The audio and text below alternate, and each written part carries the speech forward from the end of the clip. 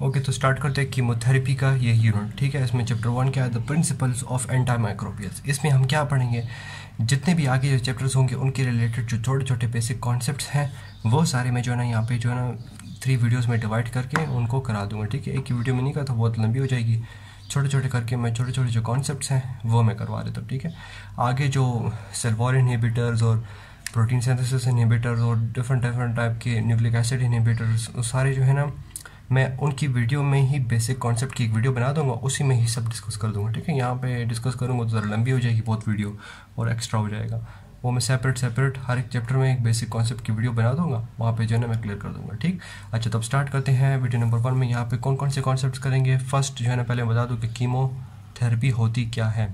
ठीक, कीमोथेरेपी में क्या होता है, different type of chemical substances हम यूज़ करते हैं जो कि हम फिर देते हैं to fight against different type of pathogens या फिर कैंसर्स। ठीक है, ठीक, तो इसको कीमोथेरेपी कहते हैं। क्लियर। और जो इसके अलावा दूसरा वर्ड है एंटीबायोटिक्स। इस वर्ड को सुनते ही दिमाग में आप सबके क्या आता है कि ये क्या है, एंटी बैक्टीरियल से। ऐसा कुछ भी नहीं है। एंटी मतलब अगेंस्ट, बायो मतलब लाइफ। ठीक है, तो ये किसी टाइप के माइक्रोबियल्स के अगेंस्ट की को उसको किल करने के लिए या उसकी लाइफ स्टेसिस करने के लिए हम जो है ना बैक्टीरिया लेते हैं। ठीक है, 2 टाइप के एंटीबायोटिक होते हैं, एक जो है ना बैक्टीरोस्टैटिक होते हैं, ये मैं दोबारा क्लियर कराऊंगा डिटेल में, स्टैटिक और साइडल।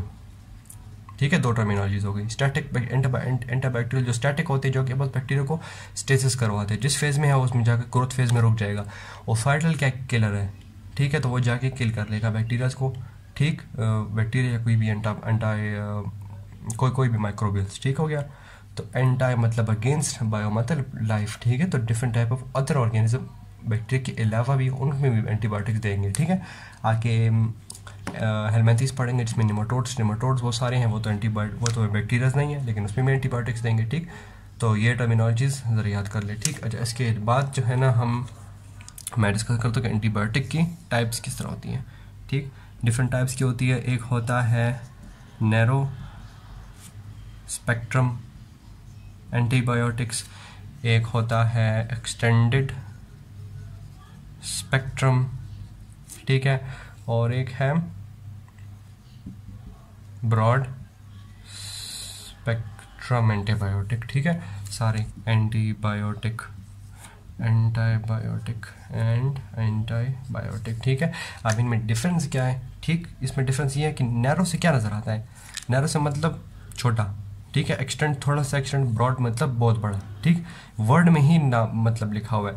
और स्पेक्ट्रम क्या मतलब कि डिफरेंट टाइप्स ऑफ बैक्टीरियाज। ठीक है, तो नैरो स्पेक्ट्रम जो कि सिर्फ एक या एक से दो जो है ना बैक्टीरियाज को सिर्फ किल कर लेगा। ठीक है, अगर ये मैं एग्जांपल इस तरह बना देता हूँ कि ये मैं इस तरह एग्जांपल बता देता हूँ, ये ज़रा अच्छी एग्जांपल हो जाएगी। आप कहेंगे कि मैं कलर क्यों बना रहा हूँ, लेकिन ये बना दूँ फिर आप देखें किस तरह आपको इस तरह इसमें ही याद हो जाएंगे। अच्छा ठीक, डिफरेंट कलर्स होंगे, तीनों में एक ही इधर है। ठीक है, नैरो स्पेक्ट्रम क्या करेगा, वो एक बैक्टीरिया को बिल्कुल अच्छी तरह मार देगा। ठीक है, जिस तरह आइसोनाइजिड है जो कि माइको बैक्टीरियाज को उसके अगेंस्ट यूज़ हो सकता है। ठीक है, फॉर एग्जांपल ये ब्लैक मावा बैक्टीरिया है, इसने देखिए बिल्कुल क्लियर कर दिया ना। ठीक, अब अगर यही हम दूसरे टाइप ऑफ बैक्टीरियाज में देंगे, किल हो रहा है, नहीं देखिए बिल्कुल नहीं हो रहा। सही, या फिर इस तरह कर लें, देख नहीं हो रहा, ये रह गया। तो नैरो स्पेक्ट्रम ने ब्लैक वाले को बिल्कुल रिमूव कर दिया। ठीक, अब एक्सटेंडेड स्पेक्ट्रम है, इसमें आर्सेनाइजेट की एग्जांपल होगी, इसमें एमॉक्सिसिलिन की एग्जांपल हो जाएगी जो कि ग्राम पॉजिटिव और ग्राम नेगेटिव को किल कर सकता है। ठीक है, डिफरेंट टाइप ऑफ। अब ये फॉर एग्जांपल ग्राम पॉजिटिव था, ये ग्राम नेगेटिव था। ठीक, अब इसके अलावा ये रह गए, इनको नहीं किल कर पा रहा। ठीक है, ऑब्वियसली छोटा सा भी रह जाए दोबारा रीग्रोथ कर लेगा। ठीक है, इसका मतलब नहीं है कि किल हो गया। ब्लैक नज़र आ रहा है आपको, डॉट नहीं नज़र आ रहा, तो वो बिल्कुल ही इरेडिकेट हो गया बॉडी से, ये वापस ग्रोथ कर सकते हैं। ठीक, ये एक्सटेंडेड स्पेक्ट्रम हो गया जिसमें मैंने एमॉक्सिसिलिन की एग्जांपल दी थी जो कि पेनिसिलिन है। ठीक है, ये सब कुछ एग्जांपल्स खा रही है, ऐसी मैं एग्जांपल दे रहा हूँ। एग्जांपल अगर अभी ना भी याद रखें कोई बात नहीं, आगे चैप्टर्स में जब एग्जांपल्स आएंगी वो बहुत अच्छी तरह एक्सप्लेन हो जाएंगी, फिर आसानी से याद हो जाएंगी। ठीक है, अब ब्रॉड स्पेक्ट्रम है, ब्रॉड से मतलब बहुत ब्रॉड बहुत मतलब ज़्यादा किस्म के स्पेक्ट्रम ऑफ बैक्टीरियाज क्या हैं, सबको जो है ना ख़त्म कर लेगा। तो ये क्या करेगा, सबको गायब कर दिया। ठीक, तो ये है नैरो स्पेक्ट्रम, एक्सटेंडेड स्पेक्ट्रम और ब्रॉड स्पेक्ट्रम। समझ आ गई? तो बस ये इधर ये वाली टर्मिनोलॉजी क्लियर, ये वाली टर्मिनोलॉजीज क्लियर हो गई। अगर कुछ कन्फ्यूजन हो तो मैं बता दें मुझे। ठीक, ओके। तो अब बात करते हैं रेजिस्टेंस के बारे में। नेक्स्ट टॉपिक ये हो गया। अच्छा, रेजिस्टेंस क्या मतलब कि मतलब बैक्टीरियाज रेजिस्ट कर रहे हैं towards the treatment of antibiotic. कि आपने अगर ये एंटीबायोटिक है ये आपने दे दी और रेजिस्टेंस की वजह से ये अब काम नहीं कर सकती हमारी, मतलब कि ना बैक्टीरियोस्टैटिक है ना साइडल है, कुछ भी नहीं कर सकती। ठीक है, बैक्टीरिया क्या रेजिस्टेंट हो गया। तो ये रेजिस्टेंस किस वजह से आ सकती है, किस तरह आ सकती है, इसका ओरिजिन इस तरह हुआ है कि ये देखिए बैक्टीरिया, ठीक है, ये उसका न्यूक्लियस हो गया जिसमें डीएनए क्रोमोसोम सब कुछ पड़ा हुआ है। ठीक, यहाँ पे एक एक्स्ट्रा क्रोमोसोमल वो होते हैं डीएनए होते हैं जो जिसको कहते हैं प्लाज्मिड्स। ठीक है, प्लाज्मिड जो है ना यहाँ से जो है ना ओरिजिन हुई थी अब रेजिस्टेंस की। ठीक, इसमें क्या होती है, कोई किसी टाइप की म्यूटेशंस या फिर कंटिन्यूस ड्रग सप्लाई देंगे तो बैक्टीरिया क्या करता है, रेजिस्टेंस अपने अंदर क्या करते हैं, पैदा कर लेता है। ठीक है, या एक्सीडेंटल म्यूटेशन से या खुद जो है ना उसके अगेंस्ट बना लेता है। रेजिस्टेंस किस टाइप की होंगी, किस तरह बनाएंगी वो मैं बताता हूँ। सबसे पहले प्लाज्मिड की बात होगी। अब फॉर एग्जांपल ये बैक्टीरिया क्या है, it is resistance against this bacteria, this antibiotic या एंटीबायोटिक है। ठीक है, अब इसके खिलाफ भी दे रहे हैं। ठीक, ये रेड इसके अंदर पड़ा हुआ है। ठीक, तो बस अब ये क्या है, रेजिस्टेंट है इस एंटीबायोटिक के। ठीक है, तो ये एंटीबायोटिक इस पे काम नहीं करेगी। ठीक, और अगर ये बैक्टीरिया है इसमें देखिए ये रेड वाला डॉट नहीं है, तो ये इधर आके इसको ख़त्म कर दिया। ठीक है, तो ये रेजिस्टेंट स्पीशी है ना, ये नॉन रेजिस्टेंट स्पीशी इस पर काम कर रही है। तो अब जब ये बैक्टीरिया जब मर जाता है, फॉर एग्जांपल ये मर गया बैक्टीरिया, ठीक, इसने क्या किया, अपना सब कुछ सब्सटेंसेस अपने बाहर रिलीज़ कर दिए, जो सारे सब्सटेंसेस थे, मतलब बस मर गया तो सेल बॉडी मर गई। ठीक है, तो ये प्लाज्मिड बाहर आ गया। ठीक, अब ये प्लाज्मिड जो है ना, मैं दो तरीके, ठीक है, एक ये तरीका है, दूसरा भी बता दूँ। ठीक, दूसरा मैं इधर बता दूंगा। अच्छा, ये मर गया, बाहर एनवायरनमेंट में पड़ा हुआ है। ठीक है, और ये नेक्स्ट बैक्टीरिया कोई भी है, कोई भी, ठीक है, ज़रूरी नहीं कि सेम स्पीशी हो, कोई भी हो सकता है, उसने आके इसकी एंडोसाइटोसिस कर दी, एंडोसाइटोसिस हो गई इसकी, और फिर सेल मेम्ब्रेन बंद हो गई, और ये देखें इसके पास प्लाज्मिड आ गया। तो ये इसको बताएगा कि यार इसके खिलाफ इस तरह रेजिस्टेंस करनी है। तो अब ये भी जो है ना रेड इसके अंदर आ गया ना इसकी तरह, तो ये भी रेजिस्टेंट हो गया। ये एक प्रोसेस हो गया जिससे रेजिस्टेंस पास ऑन होती है डिफरेंट ऑर्गेनिजम्स में। ठीक है, ऑर्गेनिज्म टू ऑर्गेनिज्म पास हो गई। ठीक है, नॉन सेक्सुअल वे में। अब मैंने बोल ही दिया तो अब यहाँ पे कर लेते हैं। अब फॉर एग्जांपल यही बैक्टीरिया है और ये दूसरा बैक्टीरिया है। ठीक है, इसके पास ये रेजिस्टेंट है, ये नॉन रेजिस्टेंट है। अब sexual reproduction in the bacterias microbes में क्या होती है, बाय कंजुगेशन मेथड होती है, जिसमें डिफरेंट इस तरह ट्यूब होता है जो इसके अंदर जाके कंटेंट रिलीज कर देता है। ठीक है, तो इससे भी जो है ना ये प्लाज्मिड या प्लाज्मिड का पार्ट जो है ना जाके रेजिस्टेंस ट्रांसफर कर सकता है। ठीक है, तो इस तरह के रीजंस की वजह से जो है ना रेजिस्टेंस पास ऑन होती है। ठीक है, उसके अलावा जो लेस पॉसिबल वे है वो क्या है कि हमारा जो क्रोमोसोम है ना, क्रोमोसोम उसमें जो है ना म्यूटेशंस आ जाए। ठीक है, वो इससे ज़रा लीस्ट वे ऑफ मतलब रेजिस्टेंट है, लेकिन उसमें भी पॉसिबल हो सकती है। ऑब्वियसली म्यूटेशंस कभी भी किसी वक्त भी किसी चीज़ में भी हो सकती है। ठीक है, क्लियर, किसी भी, सही है। तो म्यूटेशंस हो गई, रेजिस्टेंस हो गया, सही। अच्छा, तो अब रेजिस्टेंस किस टाइप की हो सकती हैं वो डिस्कस करते हैं। ओके, तो रेजिस्टेंस बताने से पहले मैं सिर्फ थोड़ा सा बैक्टीरियाज के बारे में बताऊंगा, क्योंकि उस बैक्टीरिया को अब आप अगर समझ लेना तो ये रेजिस्टेंस उधर ही सब कुछ क्लियर हो जाएगा। ये तो पाथवे तो हो गया जिससे पास ऑन होती है। अब रेजिस्टेंस किस किस टाइप की होगी वो बस इससे आपको आसानी से याद हो जाएंगे। ठीक है, हमारे पास दो टाइप के बैक्टीरियाज होते हैं, एक ग्राम पॉजिटिव होता है, एक ग्राम नेगेटिव होता है। ठीक है, दोनों में इतने कुछ डिफरेंस नहीं है, सिर्फ सेल वॉल का डिफरेंस है। ठीक है, उस सेल वॉल की वजह से ग्राम पॉजिटिव और ग्राम नेगेटिव है। ठीक है, यही बैक्टीरिया है। ये थोड़ा बड़ी डायग्राम बना लेता हूँ। ये बैक्टीरिया है, ठीक, और इधर भी यही बैक्टीरिया है, सब कुछ सिमिलर है। ठीक है, यहाँ पे आउटर क्या है, पेप्टाइडोग्लाइकेन की वॉल है, ये होगी पेप्टाइडोग्लाइकेन की, ज़रा थिक बना देता हूँ इसमें जो है ना पेप्टिडोग्लाइकिन की वॉल ज़रा थिक होती है ग्राम पॉजिटिव्स में, ठीक। तो बस इससे आपको अंदाज़ा हो गया कि ये क्या ग्राम पेप्टिडोग्लाइकिन है। और इधर मैंने सिंगल बना दी ये पेप्टिडोग्लाइकिन की, ठीक है, थिक थिन, सही। अच्छा, इसमें एक और लेयर होती है लिपोपॉलीसेकेराइड की, सही है, जो इसमें नहीं होती, ठीक है। तो थोड़ा सा डिफरेंट समझ आ गया ना आपको, वॉल सेल वॉल्स का डिफरेंट है, ठीक। तो अब इस सेल वॉल में जो है ना रेजिस्टेंस आ जाएंगी, ठीक। कैसे? इसमें जो होती है ना थोड़ी थोड़ी स्पेसेस होती हैं, मतलब इस तरह टाइप का होता है, स्ट्रक्चर देख रहे हैं आप। तो इस तरह जाके बैक्टीरिया पास ऑन हो सकती है, ठीक है। तो इस तरह स्पोर्स होती हैं, जगह होती है।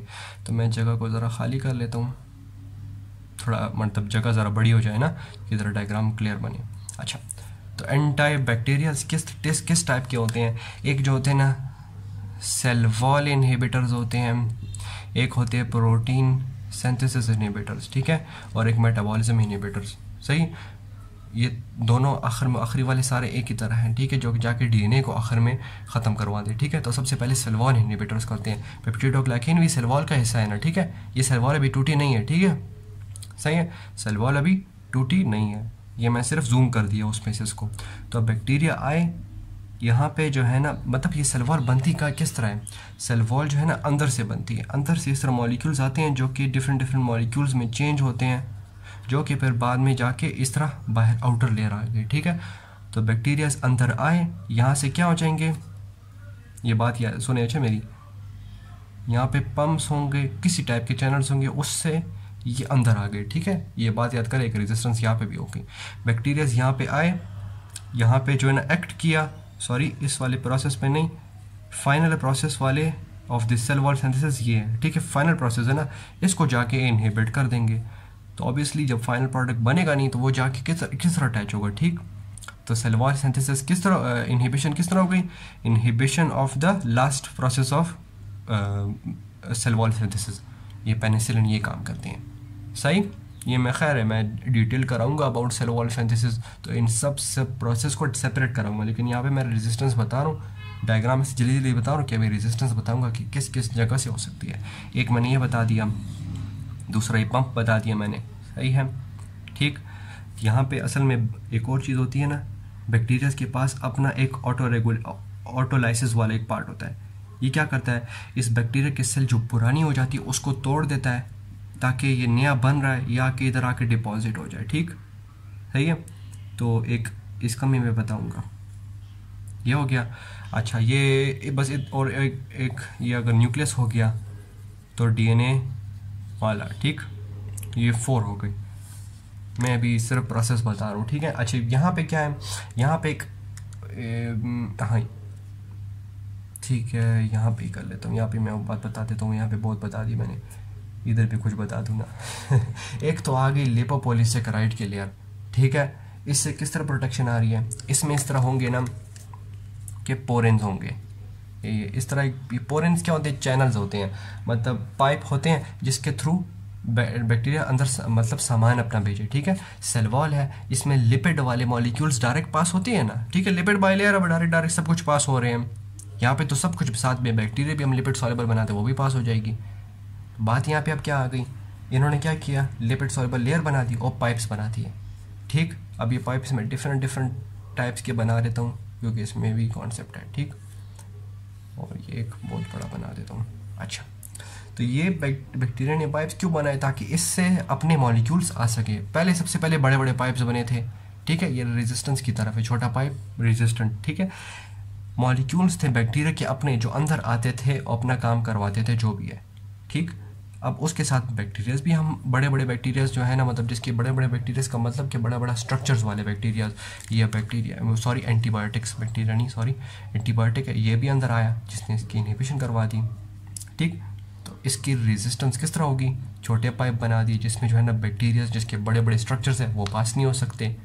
तो इस बैक्टीरिया के खिलाफ कौन से एंटीबायोटिक यूज़ करेंगे? नैरो स्पेक्ट्रम, जो कि हम सिर्फ इसके लिए बनाएंगे, जो कि औरों में बनाने की ज़रूरत नहीं है, इसमें बनाएंगे क्योंकि छोटे पाइप्स हैं, तो इससे पास ऑन हो सके, ठीक है। पाइप से दिमाग में रखते, इस पाइप को क्या कहते हैं? पोरेंस, पाइप दिमाग में याद रखे, बड़ा पाइप है तो ऑब्वियसली आसानी से सब बैक्टीरिया जा सकते हैं, छोटा पाइप है तो ऑब्वियसली कुछ कुछ बैक्टीरिया जाएंगे, तो नैरो स्पेक्ट्रम एंटीबायोटिक्स यहाँ पे यूज़ होंगे। और ये रेजिस्टेंस भी एक हो गई, तो 4 हो गया। 5 और आखिरी रेजिस्टेंस मैं बता देता हूँ। यहाँ पे जो है ना, ये ब्लू देख रहे हैं आप, ये ब्लू, ये क्या एक एंजाइम है, एंजाइम, इसको कहते हैं बीटा लैक्टामेज। ठीक है, बीटा लैक्टामेज क्या होता है, अगर फ़र्ज़ करें ये एंटीबायोटिक है, ठीक है, ठीक, इसकी जो है ना ये स्ट्रक्चर देख रहे हैं, ये स्क्वायर वाला, दिस इज़ बीटा लैक्टम। ठीक, बीटा लैक्टम में ये मैंने देखे बिल्कुल सारे मोटे मोटे, मतलब थोड़ा मोटा बना दो चलिए कि ज़रा वो मेरी बात ज़रा समझ आए। ये देख रहे हैं, जो चीज़ मोटी होती है वो क्या होती है, सख्त होती है। ठीक है, अब ये इसकी एग्जांपल ले ले, और कोई पेन मेरे पास ये पड़ा एक, ये दोनों में आप देखें कौन सी जल्दी टूटेगी, ऑब्वियसली ये ना। ठीक, तो ये अब देखें थिक वॉल है और ये थिन वॉल है, तो ये रेजिस्टेंट टू ब्रेकिंग है ना, तो इसको बीटा लैक्टेमेज एंजाइम क्या है, इसकी इस वॉल को तोड़ देंगे, तो जिसकी वजह से ये बैक्टीरिया अब क्या हो गया, तबाह हो गया। ठीक है, तो बीटा लैक्टामेज एंजाइम बना दिया जाके इस बीटा लैक्टम की रिंग को तोड़ दे। ठीक है, ये बीटा लैक्टम रिंग। ठीक है, पेनिसिलिन वाले, पेनिसिलिन या हाँ पेनिसिलिन सारे क्या हैं, बीटा लैक्टम एंटीबायोटिक्स है। ठीक है, क्योंकि उनके में बीटा लैक्टम रिंग होती है, तो उनके अगेंस्ट बैक्टीरिया ने क्या किया, बीटा लैक्टामेज बना दिया। ये हो गया 6 टाइप ऑफ रेजिस्टेंस। ठीक है, ये तो मैंने रेजिस्टेंस इनमें बता दी, इनमें नहीं बताई।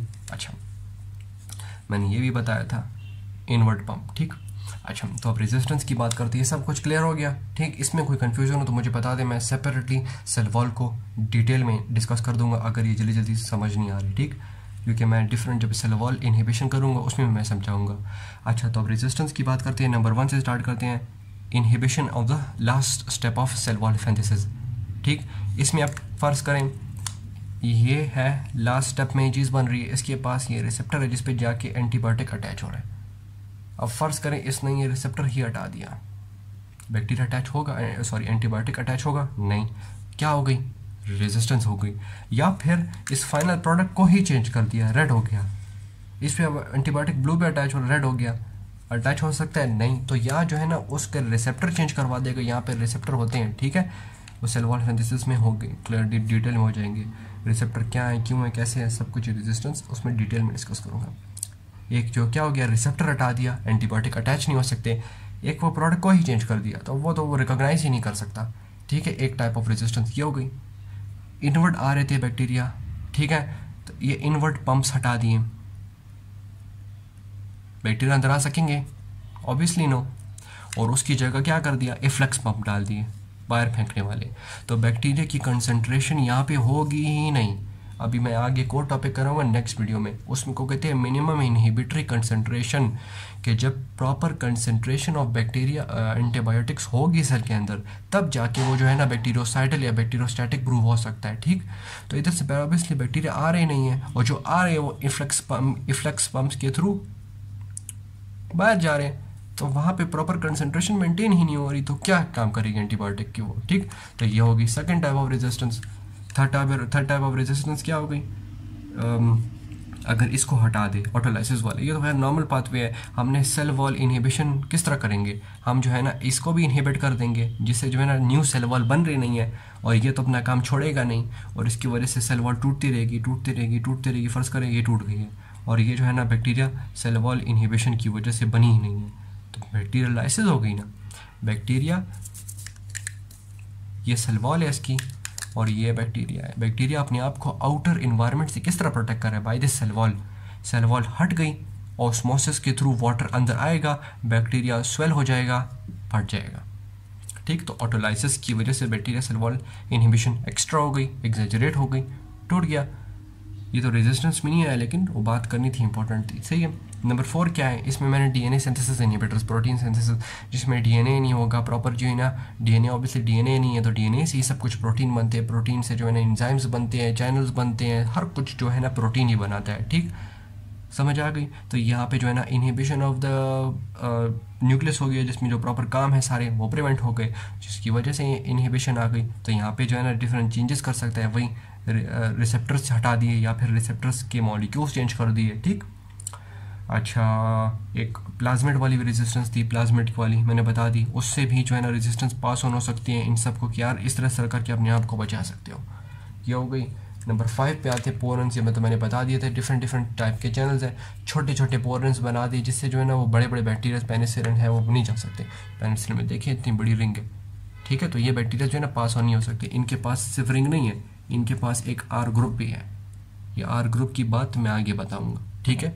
ये भी बीटा लैक्टेमेज से बचाने के लिए हमने बनाई है, वो खैर है वो बाद में करेंगे, अभी ज़रूरत नहीं है कि पेनिसिलिन में मैं अच्छी तरह से इसका स्ट्रक्चर दोबारा डिटेल में डिस्कस कर दूंगा नेक्स्ट चैप्टर में। Chapter number 2 penicillin cell wall synthesis inhibitors discuss करेंगे, ठीक है उसमें। अच्छा, तो पोरेंस हो गए, पोरेंस छोटे बना दिए, ठीक। अब कुछ बैक्टीरिया है जिन्होंने पोरेंस ही हटा दिए हैं अब देखिए पोरेंस ही नहीं है, ठीक। पोरेन ही नहीं है तो उनके पास अब जाने के लिए कुछ रास्ता ही नहीं है, तो वो जाके किस तरह हिट करेंगे, नहीं कर सकते। तो इसके लिए वो ड्रग बहुत जी उसके लिए नैरो स्पेक्ट्रम बनानी पड़ती है, जबकि सिर्फ जो है इस बैक्टीरिया को हिट कर सके, ठीक। और मैंने आखिरी क्या बताया था, बीटा लैक्टेमेज। बीटा लैक्टेमेज क्या है, इन्होंने एंजाइम बना दिए जो कि अपनी अंदर लेयर में बैक्टीरिया की आउटर लेयर मतलब ये बैक्टीरिया है उसके बाहर है, इनके बीच में जो है ना प्रोटोप्लाज्म, मेरे ख्याल में प्रोटोप्लाज्म ही कहते हैं, चेक कर लें ये वर्ड, प्रोटोप्लाज्म नहीं सॉरी, पेरीप्लाज्मिक स्पेस है मेरे ख्याल में, चेक कर लेंगे ज़रा, मुझसे ज़रा वर्ड भूल रहा है। अच्छा खैर मैं करेक्ट कर दूंगा अगर मैं गलत बोला वीडियो में, खूब पेरीप्लाज्मिक स्पेस ही लगा, ठीक है। अच्छा, तो ये इसमें क्या है, बीटा लैक्टेमेज फेंक दिया। अब वो अंदर अगर आ भी गया, वो जाके उसकी रिंग टूट जाएगी, तो वो तो फंक्शनलेस हो गया, सही। तो बस इस तरह डिफरेंट टाइप से वो जो है ना रेजिस्टेंस करवा सकता है, ठीक है। ये याद रखिए क्योंकि डिफरेंट बैक्टीरिया वायरसेस सब जो है ना रेजिस्टेंस करवाते हैं, ठीक है। इफ्लेक्स पंप सब में होगा ऑलमोस्टली, ठीक है।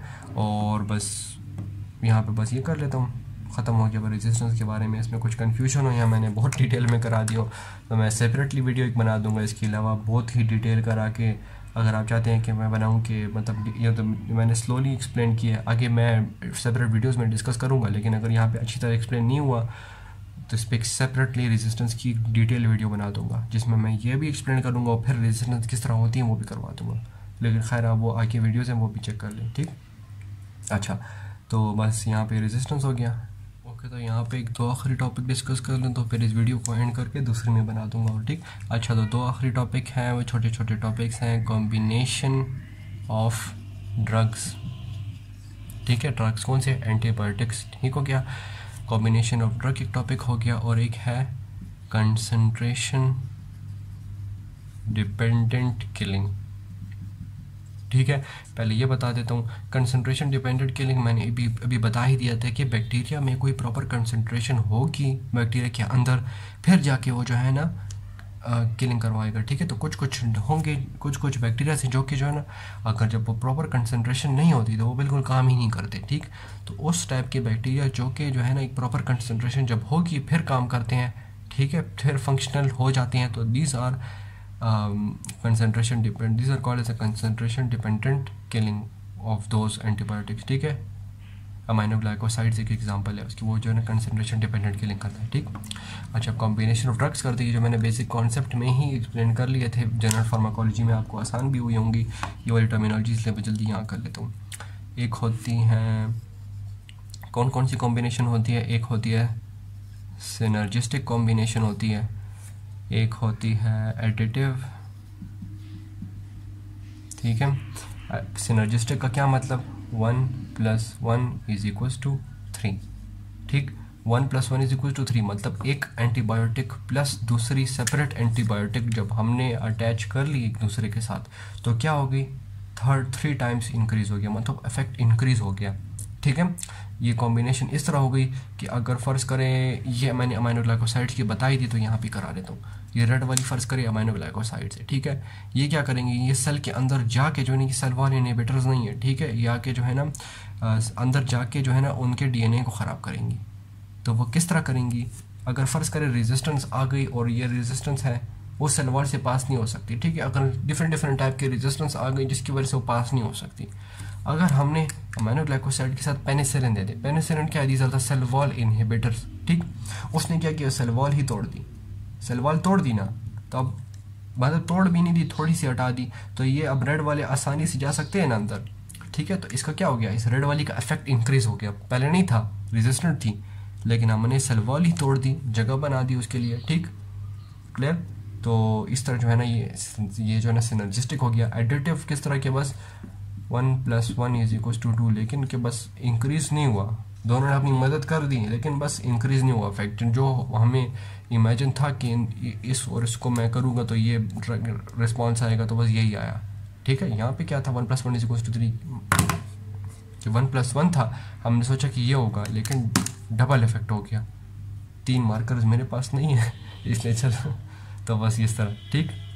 मैं एडवांटेज और डिसएडवांटेज बताना भूल गया। एक तो देखें, ये तो एडवांटेजेस हो गई, ठीक, जिससे मतलब फ़ायदा हो रहा है, तो ये क्या हो गई, एडवांटेजेस हो गई, सही है। अब डिसएडवांटेजेस कहते हैं कि डिसएडवांटेजेस इनकी वजह से क्या हो सकती है, आप सोचिए, चलिए मैं बताता हूँ। अच्छा, अगर आपको आ रहा है तो बस सही है, पर स्किप कर सकते हैं वीडियो, लेकिन ये देखने ज़रूरी है। मैंने इससे पहले थोड़ा सा बताया था अबाउट स्टैटिक हैंड साइडल में एंटीबायोटिक, जो क्या करते हैं, ये क्या करते हैं, उसको रेस्ट में जाके स्टेसिस करवा लेते हैं, और ये क्या करते हैं, किल करवाते हैं। तो अब हम अगर स्टैटिक और साइडल ड्रग्स कंबाइन करेंगे तो ये क्या है, डिसएडवांटेज हो सकता है। कैसे, कि अब फर्ज करें ये बैक्टीरिया है, इसने क्या करा दी, इसकी स्टेसिस करा दी, स्टॉप करवा दिया, ठीक। और ये क्या करवा रहा था, ये बैक्टीरिया को किल कर रहा है, सही। तो अगर फ़र्ज़ करें कि हमने ये दोनों ड्रग एक साथ दे दी, अब ये नया बैक्टीरिया है, ठीक, फ़र्ज़ करें स्टैटिक ने जाके इसको इनहिबिट करा दिया, तो इस वाले बैक्टीरिया को लिविंग बैक्टीरिया चाहिए ताकि हिट करने के लिए। तो इनएक्टिवेटेड बैक्टीरिया मतलब कि नॉर्मली ग्रोइंग बैक्टीरिया साइडल वाले को चाहिए ताकि वो किल कर सके। तो स्टैटिक ने क्या कर दिया, स्टॉप कर दिया।